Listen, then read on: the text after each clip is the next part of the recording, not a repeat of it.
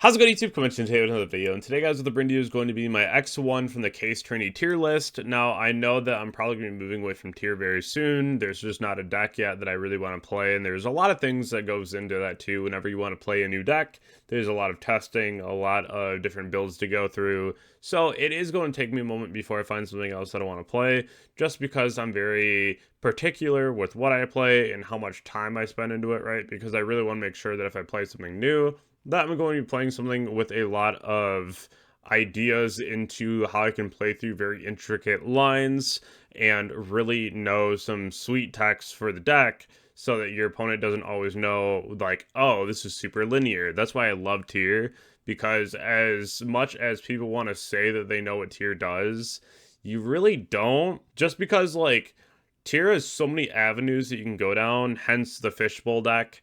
But at the same point, being able to adapt in any situation is actually just so important. And I think that's something that really does get overlooked. So today I really want to talk about being able to adapt and why my tier list looks the way that it does right now, and why I changed things so drastically from the last list.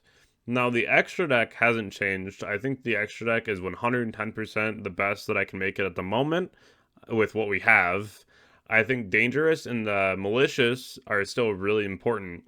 Now, I get this a lot where people are saying, like, well, why are you still playing Malicious just for Reaper? Because we don't have Beatrice and Reaper isn't that good. Therefore, it doesn't justify playing 3 bricks in your main deck and a slot in the extra. Not mentioning the Dangerous that you're already playing, so 2 slots. Malicious already serves an amazing function with a rank 6, but it also serves the other function of being a really crazy extender, a good discard off of Super Poly, King Sark, and Imseti, which is really important, especially for me, because I play things like Dark Charmer, Goddess. Like, I just want to actually have bodies that I can use to go into things without having to expend other ones by fusing early or summoning early when you really don't have to. So I think Malicious is here to say, at least for now, the card is crazy and it's just free bodies. And at that point too, I've actually been able to just like use Malicious, go into Dark Charmer, use Malicious, go into Sprint to be able to get Merly down to grave and then use Merly effect, right?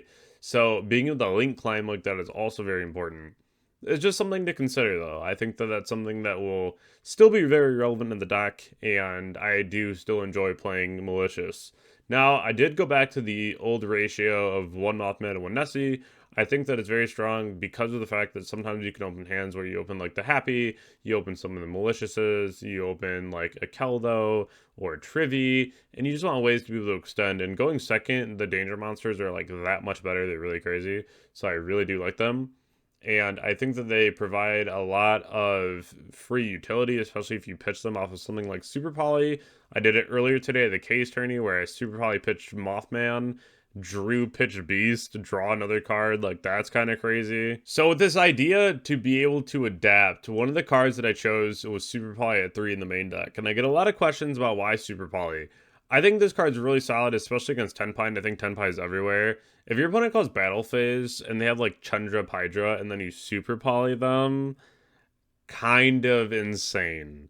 And if you're really worried about something like Kaimin, you might want to wait until they go like Bident summon one back and then go ahead and Super Poly. Just don't let them get to Transcendent. You want to make sure that you are hitting them early with a Super Poly. Or if you know that they Kaimin first to summon out like a Genroku, then went into like a Chandra or a Fodder to bring one back, then you Super Poly. You don't want to do it too early. But I closed out 2 different matches today against Tenpai because of Super Poly, which was crazy. Alternatively, you have a lot of other things that you can do into the format right now. If your opponent has up like a Desiree and a Sylvia, you can Super Poly both and summon out like a Dragostapelia, which is great. You can always go ahead and use this against like Verudgerous and another Dark Monster on the board if you're playing against like Yubel, or if you just want to use both the Yubels on the board, that's really clean too. I think Super Poly just has a lot of application right now, and I think that it's really strong. Now, the other card choice I chose in here was Cosmic Cyclone at 3, and this is like an S tier card right now. I think Cosmic Cyclone is a card that you should be maining if you have room for it. The card is absolutely phenomenal. Not only can you stop Desiree, because if they use Desiree effect and then you chain Cosmic and target the Sequentia, the Desiree just doesn't resolve. And that's one thing where people are like, well, what if there's like 2 attached to it? That's not real. That's never real. That's never happening. It will always just be a Sequentia. And, you know, maybe somewhere someone has the second one equipped, but that's not real. You really want to make sure that you have Cosmic Cyclone to go ahead and deal with the Desiree, deal with Centurion for sure, deal with Runic Stun. Cosmic is just really good, and you could even use it going first, just set it against something like the opening of the Spirit Gates, Sengen Summoning. One thing I was talking about with my teammate Craig was that if your opponent activates like Hollowed and they go to get rid of something, you can chain the Cosmic to the Hollowed so your opponent can't keep looping it. And that's something that I don't hate either, because then you force them to summon out like an early negate, or you force them to go into the Arcelago just so they can keep their engine rolling if they need to get to it, and they don't get to the Omni. So there's a couple different ways to look at it, which I think are pretty cool too. Now, another change that I made was 2 Solic instead of 3. I've always really been on 3 since the Millers got hit.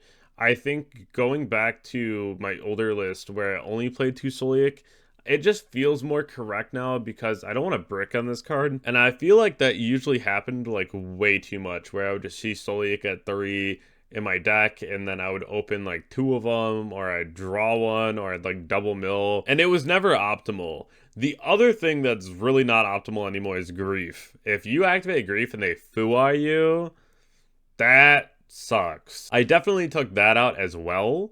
So these are some of the things that I think about before I go to a tournament, and how I want to adjust my list to really be able to handle the meta at the moment. And even Fenrir is at 2 again, because if they hit you with something crazy like a Fua, at least you can pass them like a Fenrir. Now, as for the sideboard, I do play Lancia, and Ritual Beast is like the worst matchup. Shifter and Protoss is tough. If you Lancia Ritual Beast, they're passing turn. There's not much at all that they're doing. Maybe SP pass, but it's not going to be anything crazy. So that's one thing that you really want to consider is Lancia. I was an Iron Wall, but I switched to Lancia. It just helps you. If you randomly play against Flu, I guess, it's really good. But if you play against like Runic Stun or anything that banishes a lot, or even in like Malice format, you need to have your Lancias, right? I have my PCRs. I think it's very cool.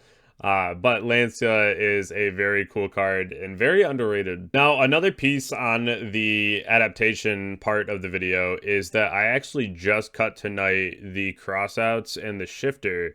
I played those tonight, and I realized finally that is just not the way to go. Because there are multiple times where I would open crossout and they don't open shifter, and then I'm like, well, this card's dead, literally doing nothing. And then I bricked on it tonight, and then I lost. And I was like, that sucks. And that was in the matchup when I lost tonight as like my only loss. Actually against Mimigul. I got messed up by that deck though. So, I mean, it was what it was. I got shifted game 1.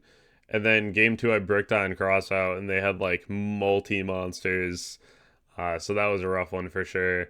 But usually that shouldn't even be that big of an issue, but it just was a rough match. But that's fine. But I've replaced it with Perilias and a There Can Be Only One, because that card's still very broken. It could just be a singular Thrust, because I really like Thrust as well for the T-Roars. But having the one-off Blowout is also really nice too. Same with the anti-spell. I didn't see it a single time today, but I'm sure if I would have, it would have just been as crazy as we all know it is, right? But Perilia is Perilia. I think Perilia is better than Fualos in a lot of ways, because it's really hard to not summon from the hand, and especially if you're playing in Snake Eye, it's like 2 or 3 draws you're guaranteed, which is crazy. So I would almost like 110% be like Perilia is the way. So I'm very happy with my playset now. I traded in my winnings tonight for it. But I have a playset, which is great. The next one here is Deck Lockdown. I think this card is just so mandatory if you can play it. It's just droll, but you can draw under it. And then you also just can't summon from the main deck. So if you're playing against like purely, if you're playing against Snake, if I put up a board against Snake and then activate Deck Lockdown after it, they literally just scoop. Same with Fire King. It is actually crazy. I played against 2 tonight, and just online in general too. Like, this card has just been phenomenal.